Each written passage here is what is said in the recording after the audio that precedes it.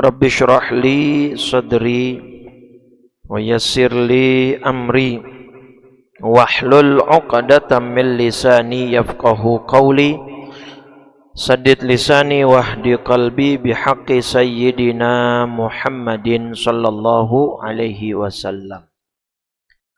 Amma ba'du, faya ayyuhal hadirun wal hadirat, seluruh jamaah salat zuhur Masjid Jami' Al-Badar. Alhamdulillah, puji syukur kehadirat Allah Subhanahu wa taala yang terus memberikan kita limpahan nikmat dan anugerah. Nikmat iman Islam masih bersemayam di dalam hati sanubari kita, taufik dan hidayah masih mengiringi langkah kaki kita, sehingga langkah kita saat ini terhenti di rumahnya, memenuhi panggilannya, dan kita menundukkan kepala kita, tersungkur sujud kepadanya, serta saat ini kita lanjutkan dengan mencari ilmu dan pahala darinya. Mudah-mudahan semua yang kita niatkan diterima oleh Allah Subhanahu wa taala dan dilipat gandakan pahalanya oleh Allah Subhanahu wa taala. Amin ya rabbal alamin.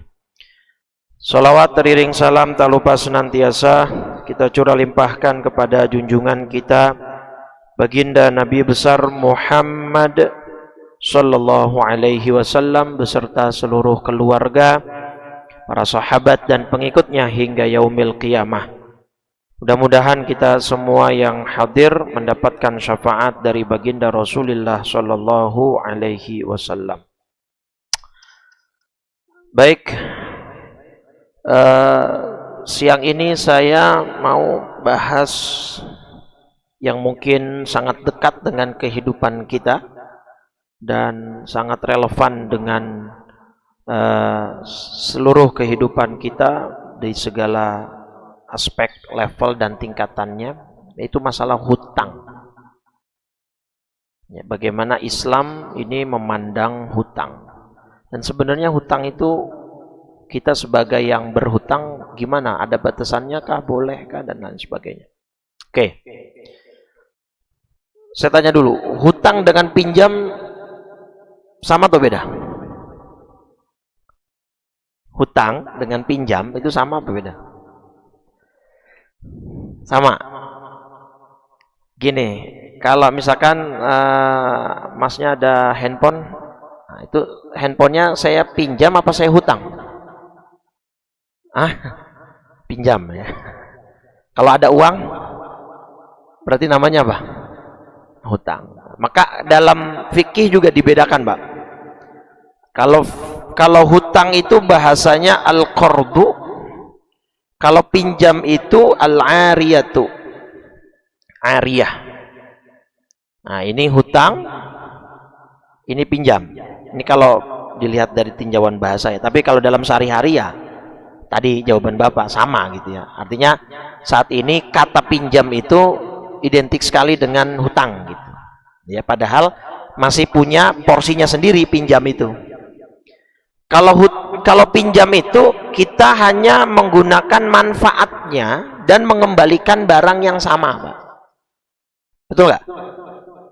Iya kan? Tadi saya pinjam HP, maka yang saya kembalikan HP yang itu, barang yang sama. Saya cuma ngambil manfaatnya, gitu ya. Mungkin pinjam kalkulatornya yang ada di dalamnya atau dan lain sebagainya. Kalau buat nelpon jangan minjem ngomongnya, minta, karena pulsanya, kuotanya berkurang gitu ya. Kayak misalkan motor tuh minjem apa minta?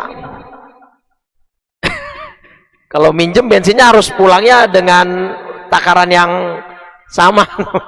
Tapi kan ya pada akhirnya kehidupan kita sudah paham lah, kalau pinjem motor ya berarti kita sekaligus minta bensinnya. Masa kita pinjem motor kita dorong buat apa? Gitu ya. Makanya yang minjem juga tahu diri, itu pas mulangin kalau bisa bensinnya diisikan lagi dan dalam keadaan bersih. Nah itu pinjam tuh begitu, Pak. Kita meminjam suatu barang, nah kita menggunakan manfaatnya. Kayak misalkan kayak di wilayah kampung kita ada acara hajatan tetangga, mereka pinjam piring, pinjam kursi. Nah itu pinjam tuh, Pak. Karena yang mereka kembalikan barang yang sama. Dan itu harusnya kita sebagai bangsa Indonesia yang terkenal dengan gotong royongnya, yang sekarang kayaknya udah mulai luntur gitu ya. Ini harus kita ini kan lagi Pak. Karena gini, surat Al-Maun deh. Al-Maun artinya apa Pak? Apa Al-Maun artinya? Barang berguna Pak. Nih ya, Al-Maun ayat surat 107. Maun itu artinya barang-barang yang berguna. Dan orang yang yukadzibu biddin, di antara kategori orang yang mendustakan agama, sesuai nama suratnya, di akhir Allah bilang wa yamnaunal maun. Di antara orang yang enggan, yang mendustakan agama adalah orang yang enggan, yang ogah memberikan bantuan. Kalau nanti Bapak buka tafsirnya, Jalalain, tafsir Ibnu Katsir, Al-Baghawi, di antara yang disebutkan oleh ulama tafsir adalah maksudnya apa? Enggan memberikan bantuan, sekedar memberikan pinjaman berupa ember misalnya Pak.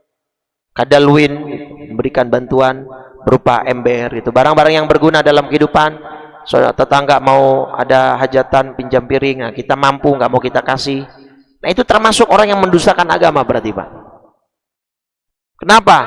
Ya berarti orang ini tidak percaya bahwa apa yang dia pinjamkan kepada orang lain itu berbuahkan pahala.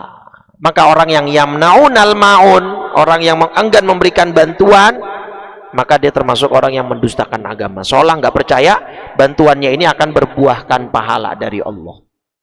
Nah, makanya harus kita gaungkan lagi nih Pak. Mana masyarakat ini yang suka gotong royong segala macam gitu ya. Nah, kalau ada yang pinjam kursi, pinjam ember buat cuci mobil, ya, nanti tetap ada akadnya ketika barang yang dipinjam itu pecah, barang yang dipinjam itu hilang, ya berarti yang meminjam harus ganti. Itu namanya hukum wad'i.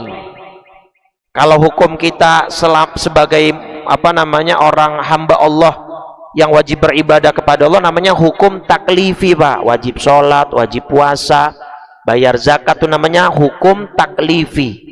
Tapi kalau hukum yang berakibat dari kelalaian kita, itu namanya hukum wad'i. Ya, tetap kita terkena tanggung jawab untuk mengganti barangnya kalau hilang segala macam, itu meminjam.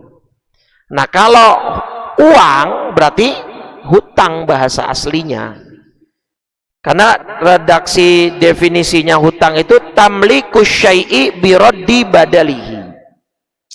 Memberikan kepada orang kepemilikan suatu harta dengan dikembalikan nilainya. Nah, kita pinjam uang Pak dari teman. Uangnya kan kita pakai Pak. Besok kita kembalikan, apakah dengan zat uang yang sama? Artinya serial nomor uangnya sama atau beda? Beda, berarti zat bandanya kan beda. Yang kita ganti apanya? Nominalnya, value-nya. Tapi zat uangnya sama atau beda? Beda, makanya itu hutang bahasanya. Nah, kalau pinjam tadi barang yang kita kembalikan harus sama dengan barang yang kita pinjam, gitu ya. Maka bahasa sekarang hutang jadi pinjam ya. Agar silaturahim tidak terputus, pinjam dulu 100 gitu ya. Itu bahasa-bahasa anak sosmed tuh ya. Nah, sekarang gini Pak.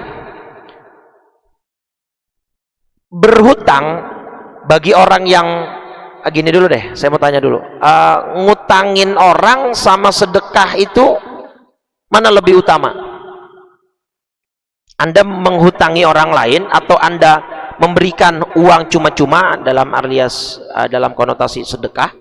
Mana yang kira-kira lebih afdal, lebih utama? Ngutangin apa ngasih sedekah? Kalau nggak balik gimana? Nah, itu. Jadi ternyata ulama juga terpecah menjadi dua kubu. Mengatakan sebagian mengatakan memberi hutangan lebih utama.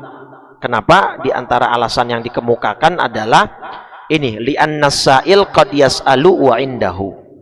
Karena ketika ada orang yang kita berikan sedekah, bisa jadi dia sebenarnya nggak butuh-butuh amat Pak. Ditambah sekarang fenomena banyak terjaring razia Dinsos, razia Satpol PP, nggak taunya pengemis mobilnya Innova Reborn Pak. Begitu di razia, di dalam tasnya ada uang cash jutaan, bahkan puluhan juta. Ya, maka meminta-minta dalam Islam itu suatu tindakan yang aib, yang celak gitu ya, yang penuh kehinaan. Bahkan di dalam hadis Muslim secara spesifik Nabi itu mengancam ya, atau apa, memberikan warning. Nih, di hadis Muslim babnya saja jelas tuh, oleh Imam Muslim diberi judul Babu Karohatil Mas'alati Linnas, bab makruhnya meminta kepada orang lain. Bahkan ketika ada orang la tazalul mas'alah, hadis Muslim nomor 1040 ya, la tazalul mas'alatu bi ahadikum hatta yalqallah wa laysa fi wajhihi muz'atu lahmin. Tidaklah seseorang ya selalu meminta-minta kepada orang lain padahal dia tidak butuh, dalam arti dia sebenarnya mampu untuk tidak meminta, tapi kan udah keenakan minta, dia minta terus sampai ketika nanti dia meninggal dunia di hari kiamat, wajahnya tidak lagi memiliki sekerat daging pun. Artinya orang yang selalu meminta-minta di dunia, besok di akhiratnya wajahnya hanya tinggal tengkorak. Laisa fi wajhihi muz'atul lahmin, sedikit saja daging tidak ada di wajahnya, yang ada hanya tengkoraknya. Jadi tandain besok, kan memang di antara banyak ancaman agama itu nanti penerapannya pas di padang mahsyar, Pak. Baik itu nanti tindakannya adalah tindakan yang positif atau negatif. Contoh, pernah dengar orang yang paling panjang lehernya di hari kiamat siapa? Muadzin. Itu kan nanti kapan penerapannya? Pas di padang mahsyar, Pak. Kalau itu positif. Nah, salah satu yang negatif ini. Atau nanti orang apa surat itu fa'ammal ladzi apa namanya? Ada wajah yang fa'ammas waddat wujuhuhum. Ada orang-orang yang wajahnya glowing. Nah, gitu ya kira-kira. Kalau tapi bukan karena glowingnya, bukan karena apa kalau bahasa sekarang? Skincare. Gitu kan? Nah, Ali Imran, Pak, 106. Nah, ini Ali Imran surat 3 106. Yauma tabyaddu wujuh wa taswaddu wujuh. Saat itu wajah ada yang putih berseri, ada pula yang hitam muram. Ini kapan? Ya sama di padang mahsyar, Pak. Jadi banyak sekali ancaman-ancaman agama yang nanti itu langsung Allah terapkan ketika di hari kiamat di padang mahsyar itu ya. Nah, maka dengan alasan ini ulama pertama mengatakan ya berarti lebih bagus Anda memberikan hutangan ketimbang Anda bersedekah biasa, karena boleh jadi yang Anda berikan sedekah itu enggak butuh-butuh amat, tapi orang kalau datang ke Anda dengan niat mau berhutang, notabene mayoritas orang itu berarti butuh. Nah, ini pendapat pertama. Pendapat kedua, tetap afdolan sedekah. Gitu ya, karena dengan pandangan orang yang berhutang seringkali punya masalah dalam cara penyelesaian hutangnya, akhirnya nanti kita menjerumuskan dia pada kezoliman karena dia nggak mampu bayar, mendingan disedekahin. Ada ulama yang ngasih cara ketiga, Pak. Apa? Utangin dulu, ntar begitu jatuh tempo kemudian Anda mau mengikhlaskan, nah gitu kan, maka Anda sedekahi, Anda anggap lunas ya. Nah, itu lebih bagus tuh. Wa antasaddaqu khairul lakum ya. Apa itu ayatnya? Fanadhiratun ila maisarah. Jika ada orang berhutang kemudian dia tidak mampu membayar, maka berikanlah apa?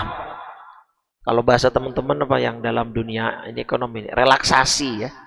Diberikan tenggang waktu. Al-Baqarah 280 nih. Ya kan? Wa in kana dzu usratin, ketika orang yang berhutang itu dalam kesulitan, maka berilah fanadhiratun ila maisarah. Berilah tenggang waktu sampai dia memperoleh kelapangan. Tapi wa antasaddaqu, kalau kamu sedekahkan hutangmu itu khairul lakum, lebih baik. Kalau nilai utangnya kecil sih bisa. Kalau nilai utangnya gede, diikhlasin. Kayaknya kagak ikhlas itu mah agak berat gitu ya. Ya, tapi itu bagian dari ta'awun sebenarnya, Pak. Konsep memberi hutangan itu menjalankan amanat surat Ali Imran ya. Surat Al-Maidah, surat Al-Maidah surat 5 ayat 2. Wa ta'awanu 'alal birri wat taqwa. Jadi ketika kita memberi hutangan itu ya kita sedang menolong sebenarnya. Makanya pahalanya besar. Nah, Kalau digabungkan antara memberi hutang dan sedekah, ya Anda hutangi dulu, saat orang itu nanti tidak mampu membayar. Nah, bahkan ketika tadi kita berikan dia tenggang waktu, Pak, pernah dengar gak? Misalkan gini, konteksnya kita pakai ini aja dah. 20 Agustus 2025 hari ini teman Anda hutang 1 juta. Dengan perjanjian diganti 1 bulan, berarti 20 September 25. Di sini dia tidak mampu bayar. Anda berikan relaksasi tadi, tenggang waktu sesuai Al-Baqarah 280 kan? 1 bulan lagi deh gua kasih. Oke, berarti tanggal 20 September 2025. Nah, dari 20 September ke 20 Oktober, maka Anda ini seperti dihitung sedekah senilai 1 juta, Pak. Seakan-akan per harinya Anda dihitung sedekah sesuai nominal yang Anda berikan hutang kepada orang itu. Ya. Dalilnya itu di hadis ya. Dan hadis ini hasan ya. Di silsilah Shahihah Al-Albani, riwayat ini dari Imam Ahmad ya, dari Imam Al-Baihaqi. Apa kata Nabi? Man anzara mu'siran. Nah, itu ya. Siapa yang memberikan penangguhan hutang, relaksasi tadi itu, falahu bikulli yaumin. Nah, maka bagi orang yang memberikan relaksasi kepada orang yang berhutang tenggang waktu tambahan karena dia belum mampu bayar, maka falahu sodakoh, dihitung dia seperti bersedekah ya, senilai nominal yang dia hutangkan, Pak ya. Ketika jatuh tempo lagi, kemudian fa'anzorohu, dia berikan tenggang waktu lagi, falahu bikulli yaumin mithlaihi, dikali 2 sama Allah, Pak, sedekah nilainya. Paham nggak? Dikali 2, berarti maksudnya misalnya ini kan berarti kalau 20 September ke 20 Oktober dihitung per hari, dihitung seperti sedekah 1 juta berarti.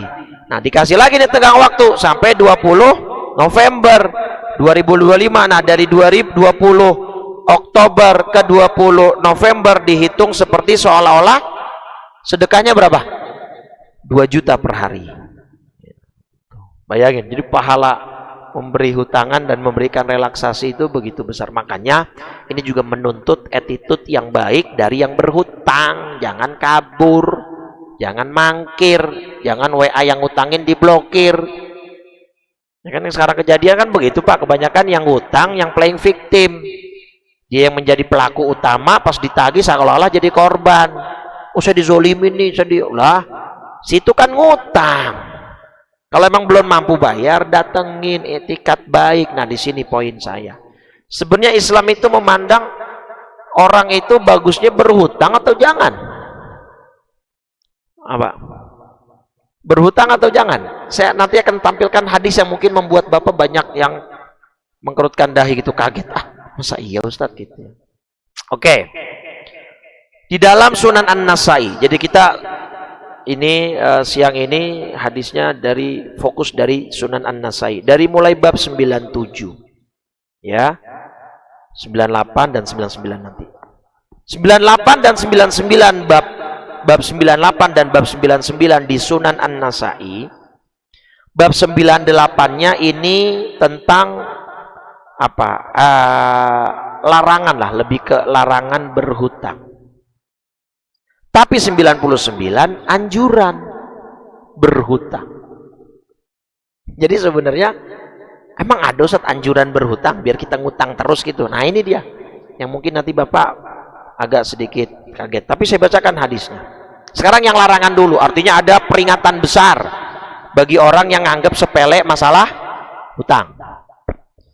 Di hadis nomor 4684 Sunan An-Nasai, hadisnya hasan. Ini lihat, Nabi suatu ketika lagi duduk bersama para sahabat gitu ya. Nabi tiba-tiba subhanallah gitu, kayak orang kaget, Pak.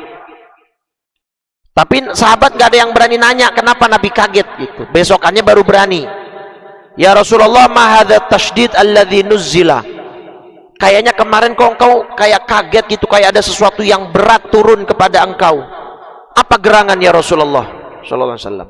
Nabi jawab, Walladzi nafsi biyadihi, demi zat yang jiwaku berada di tangannya, artinya demi Allah.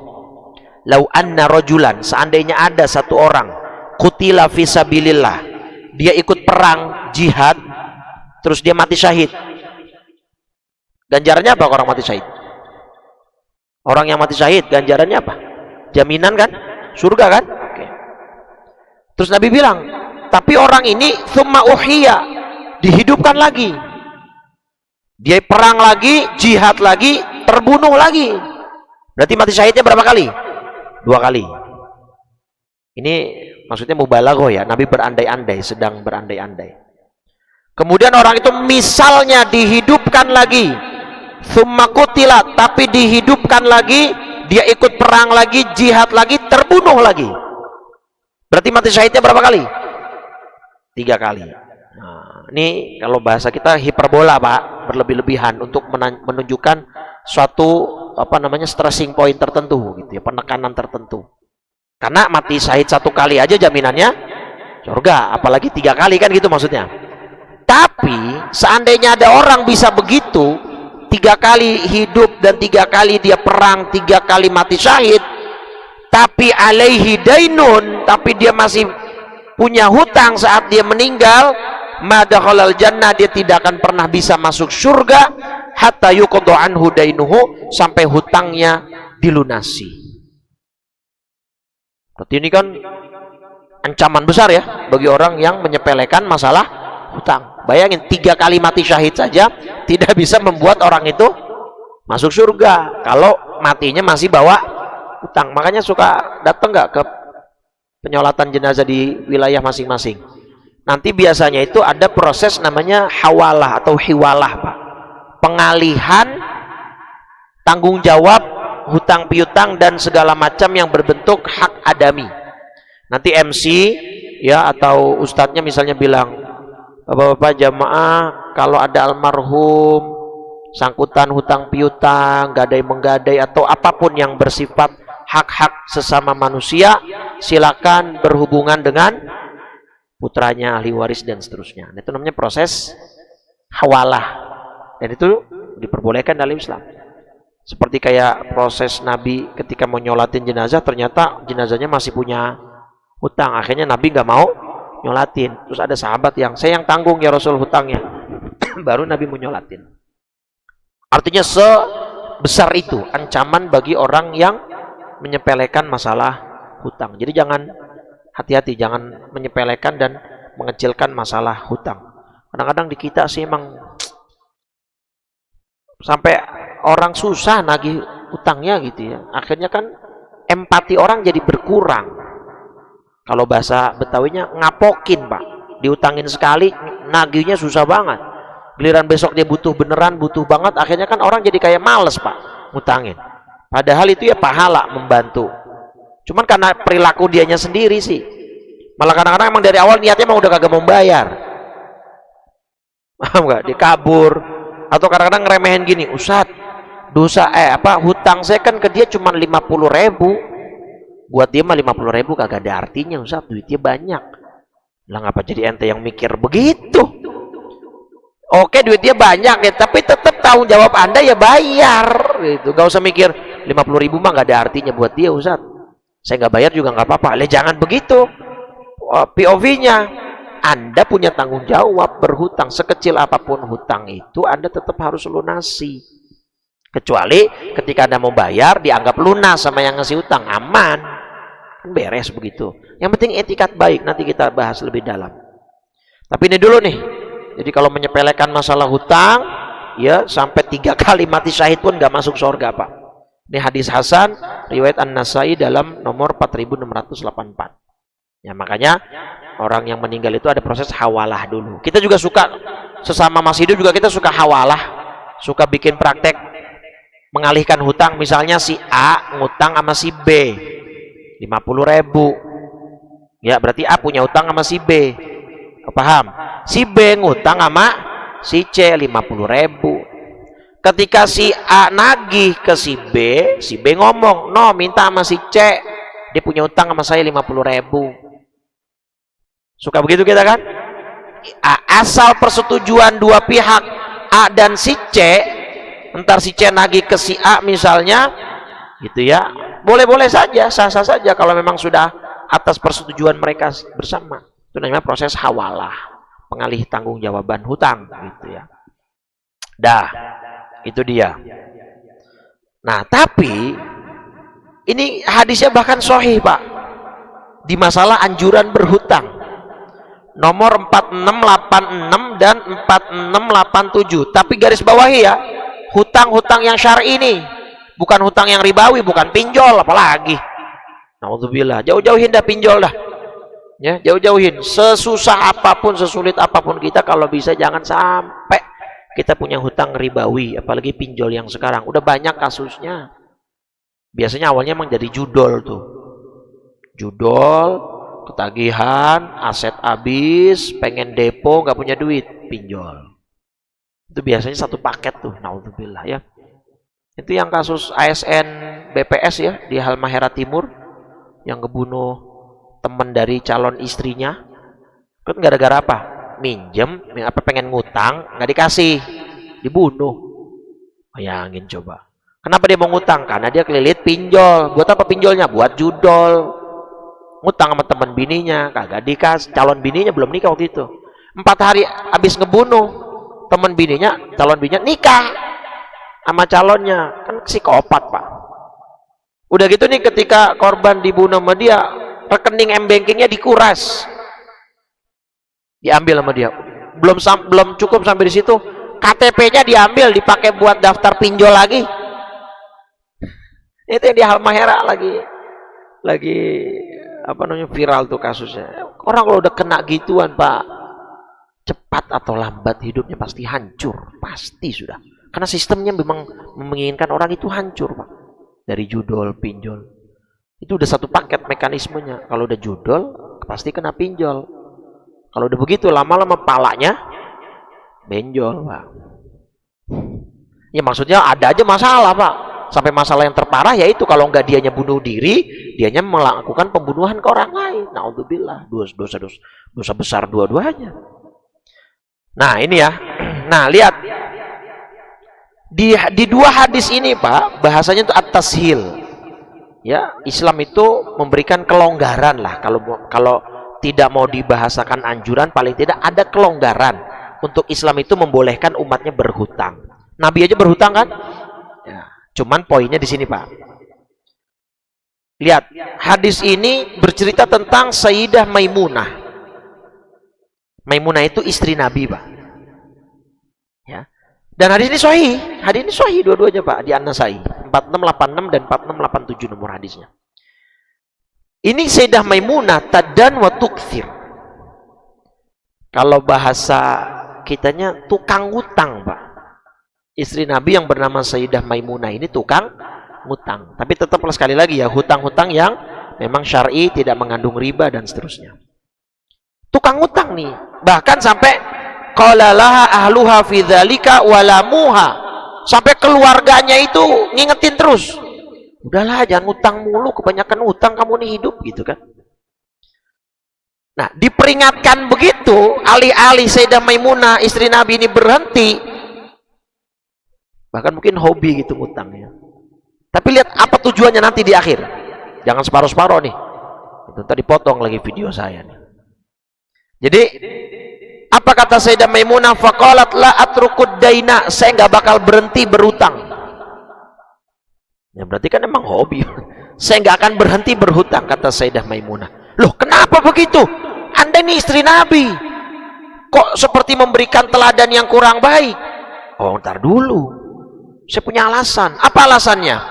Qad sami'tu khalili wa safiyyi, karena aku pernah mendengar kekasihku, ya pujaan hatiku bersabda. Maksudnya siapa? Ya Rasulullah, nanti istrinya. Ma min ahadin yaddanu dainan, tidaklah seseorang berhutang, fa'alimallahu annahu yuridu qada'ahu, dan Allah menilai atau melihat dia bahwa dia berkeinginan untuk melunasi hutangnya. Maka kalau dia sedari awal saat berhutang punya niat kuat untuk membayar dan melunasi hutangnya, addahullahu anhu fid dunya Allah berikan dia bantuan untuk melunasi hutangnya di dunia. Nah, terus di hadis yang keduanya sama. A'anahullah, di sini bahasanya bantuan dari Allah. Jadi orang yang berhutang dan ketika dia berhutang niatnya baik, tulus, bahwa setiap kewajiban dia akan dibayarkan dengan baik, dengan lancar, maka Allah akan bantu dia untuk melunasi hutang-hutangnya di dunia. Bahkan di hadis lain, kalau sampai meninggal ternyata dia tidak mampu membayar hutangnya, addahullahu anhu dainahu fil akhirah. Allah bayarkan hutangnya di akhirat untuk dia. Jadi poinnya di mana, Pak? Niat dan i'tikad baik bahwa dia akan melunasi hutang. Ini kan Sunan An-Nasai, Pak. Saya bawa ke syarahnya. Karya Syekh Wallawi dalam syarah Sunan An-Nasai. Syekh Wallawi bilang, lihat, anna fihi, di dalam hadis tadi, dua hadis tadi terkait istri Nabi bernama Sayyidah Maimunah, at-targhibu fid dain, ada anjuran untuk berhutang. Bagi siapa? Liman yanwil wafa, bagi orang-orang yang memang benar-benar ingin melunasi hutang-hutangnya. Kan kalau kita kan punya filosofi hidup kebanyakan, saya nggak bakal berhutang Ustadz kalau nggak kepepet banget gitu, misalkan gitu ya. Sayyidah Maimunah enggak, walaupun nggak kepepet ngutang dia. Kenapa? Nah di sini bahkan ada satu riwayat lagi dari Imam Al-Hakim, Siti Aisyah bilang, ana altamisu dzalikal aun, bahwa Sayyidah Maimunah itu sengaja berhutang. Nah ini tujuannya, Pak, trik beliau untuk mendapatkan pertolongan Allah. Jadi cara beliau mendapatkan pertolongan Allah dari sektor ekonomi itu adalah dengan cara berhutang. Yang penting tetap beliau punya kalkulasi, beliau punya hitung-hitungan bahwa hutang-hutang yang beliau ambil akan bisa dibayar. Poinnya di situ. Nah, karena hadis-hadis tadilah Allah bersama orang yang berhutang, Allah akan membantu orang yang berhutang, pertolongan Allah selalu ada bersama orang yang berhutang selama orang yang berhutang itu berniat baik dari awal ingin melunasi hutangnya. Nah, saya mencari pertolongan Allah lewat berhutang, kata Sayyidah. Agak berbahaya emang sih ya. Kalau yang nggak punya etikat kuat, jangan deh, saran saya. Takutnya malah nanti kita malah terlilit hutang. Doa Nabi sendiri kan ada kan, supaya dilindungi dari terlilit hutang kan. Allahumma inni a'udzubika minal hammi wal hazan wa a'udzubika minal ajzi wal kasal wa a'udzubika minal jubni wal bukhal wa a'udzubika min ghalabatid daini. Ya Allah, aku berlindung dari terlilit hutang. Dan mustahik zakat salah satunya orang yang terlilit hutang. Nah, artinya ini tips pribadinya Sayyidah Maimunah lah. Anda mau tiru, ya atakar kemampuan Anda, jangan sembarangan. Karena tadi ada ancamannya juga, 3 kali mati syahid aja dia nggak bakal bisa masuk surga kalau ada utang yang belum terlunasi, entah dia yang melunasi atau keluarganya yang melunaskan. Nah, jadi kan ada bahayanya juga, Pak. Nah, tapi Sayyidah Maimunah punya trik, dan saya pernah ketemu kiai, Pak. Ini tidak untuk ditiru, saya cuma cerita doang ya. Dan sekali lagi, hutang yang dimaksud yang kita bahas dari tadi adalah hutang yang syar'i, bukan hutang ribawi. Ada seorang kiai kedatangan seorang jamaah yang mengeluh gitu ya. Mengeluh kayak, kok kayak hidupnya nggak tenang, hidupnya nggak begini-begini. Terus kata kiainya, ditanya begini, oh Anda hidup ini nggak punya masalah. Jadi kalau Anda mau tenang, justru hidup Anda harus ada masalah. Loh kok begitu? Ya agak aneh nih pikirannya.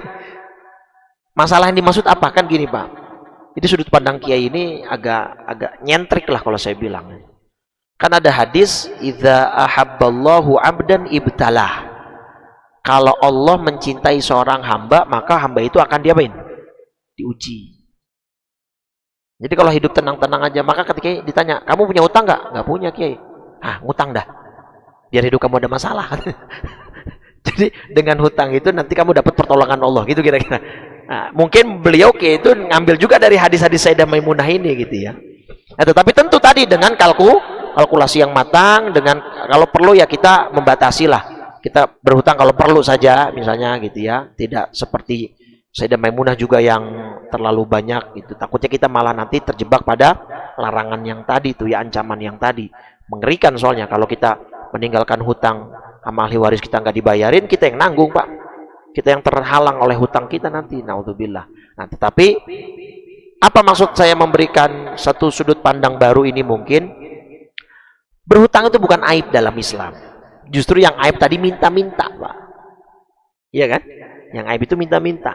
Nah, hutang itu bukan aib sama sekali. Selama catatannya, garis bawah ini, bold, ditebali hurufnya. Selama dia beriktikad baik untuk mau melunasi. Itu poinnya, Pak. Ketika dia belum mampu bayar, datang ke yang memberi hutang, bilang baik-baik, Pak, Bu, saya mau bayar, cuma saya belum bisa. Saat ini belum ada. Gimana kalau saya berikan tenggang waktu? Nah, itu nanti ada celah juga bagi orang yang memberi hutang mendapatkan pahala tambahan sesuai tadi Al-Baqarah 280. Perintah Allah memang memberikan tenggang waktu. Bahkan di hadis riwayat Imam Ahmad tadi, ketika dia memberikan tenggang waktu, maka setiap harinya dia dihitung seperti bersedekah sesuai nominal yang dia berikan hutangan tadi. Kalau sudah diberikan tenggang waktu pertama masih belum mampu bayar juga, dikasih tenggang waktu lagi, bahkan dikali 2 nilai sedekah per harinya, senilai nominal yang diberikan hutang. Nanti kan dua-duanya bisa sama-sama mendapatkan pertolongan Allah sebenarnya. Yang ngutangin dapat pahala, yang berhutang selama dia niat untuk membayar, dia tidak kabur, dia gentleman, dia hadapi, Allah bantu gitu.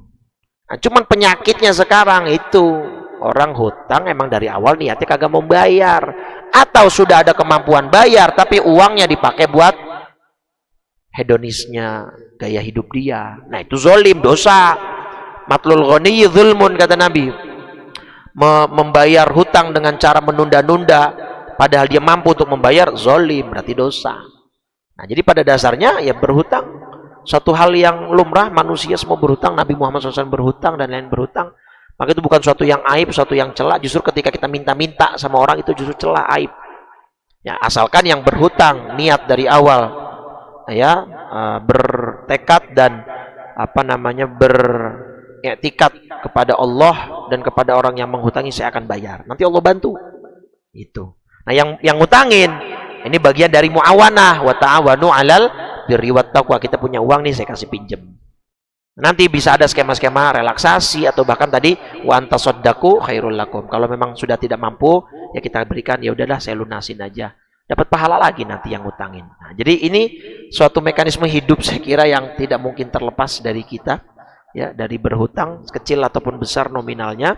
Nah, jadi intinya bagaimana cara kita mengelola hidup kita itu lihat lagi dari innamal a'malu binniyat. Sebenarnya kan dari situ tuh.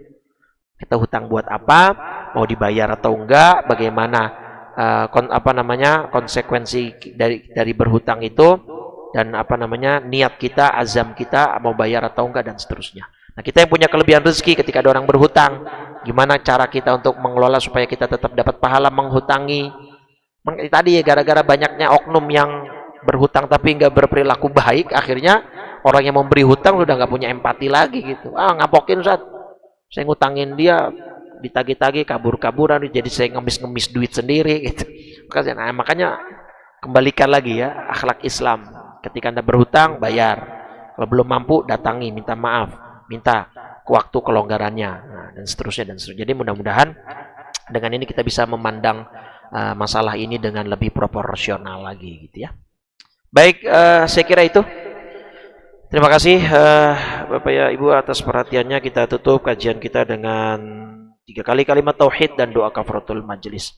Qala Rasulullah sallallahu alaihi wasallam, afdalu ma qultuhu ana wan nabiyyuna min qabli la ilaha illallah la ilaha illallah la ilaha illallah Muhammadur Rasulullah sallallahu alaihi wasallam. Kalimatu haqqin 'alaiha nahya wa 'alaiha namut wa biha nub'atsu insyaallah taala minal aminin. Alhamdulillahirabbil alamin hamdan na'imin hamdan syakirin hamdan yuafi ni'amahu yukafi mazidah. Ya rabbana lakal hamdu wa lakal mulku wa lakal syukru kama yanbaghi li jalali wajhikal karim wa li'azimi sultanik. Allahumma salli ala sayyidina Muhammadin wa ala alihi washabihi ajma'in. Allahumma inna na'udzubika minal hammi wal hazan wa na'udzubika minal ajzi wal kasal wa na'udzubika minal jubni wal bukhl wa na'udzubika min ghalabatid daini wa qahrir rijal. Allahumma ati nufusana taqwaha wa zakkiha anta khairu man zakkaha anta waliyuha wa maulaha bi rahmatika ya arhamar rahimin ya muqallibal qulub tsabbit qulubana wa quluba auladina wa banatina ala dinika wa ta'atik. Rabbana atina fid dunya hasanah fil akhirati hasanah wa qina adzaban nar. Sallallahu ala sayyidina Muhammadin wa ala alihi wa sahbihi wasallam walhamdulillahi rabbil alamin. Subhanakallahumma wa bihamdika asyhadu an la ilaha illa anta astaghfiruka wa atubu ilaik. Kurang lebih dari saya mohon maaf. Wal afu minkum. Assalamualaikum warahmatullahi wabarakatuh.